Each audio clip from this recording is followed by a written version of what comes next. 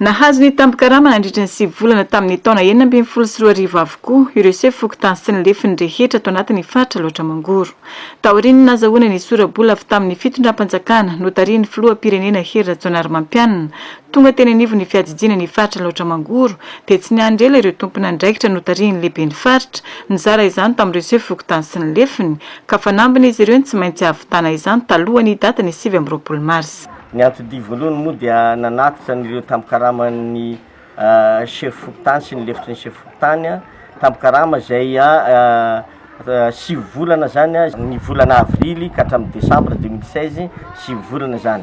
Nambaran'ireto sefokotany ireto fa vonina izy ireo ny hanatsara trano ny asa izay zahaniny ary tsy noadinoany ny nisaotra ny fitondram-panjakana amin'izao ezaka atao amin'izy ireo izao. Tonga eto anatrehanay reto zavatra reto, ireo no antahantanay tamin'ny fotoana iny.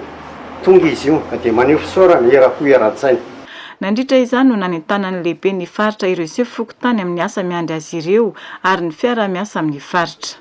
Nararaotana zany ny firesana tamin'ireo lehiben'ny fokotany sy ny lefitry ny lehiben'ny fokotany zany nanentanana izy ireo amin'ny fiarovana ny tontolo iainana ary manarak'izay koa dia ny fampiresana tamin'izy ireo koa ny fandriampahalemana zany ka dia nentanana izy ireo ifandrindra amin'ny ireo mpitandro filaminana ny zandary zany ny fametrahana ny andro-masom-pokon'olona. Nanohy ny fizarana ny tampikarama tato anatin'ny distrika roa dia i Moramanga sy Anosy-Beanala ireo mpiasa ao amin'ny faritra sy ireo mpanolontsaina manokana lehiben'ny faritra izay niezaka ny nizara izany talohan'ny fahatsiarovana ny tolom-panafahana 7 Mars.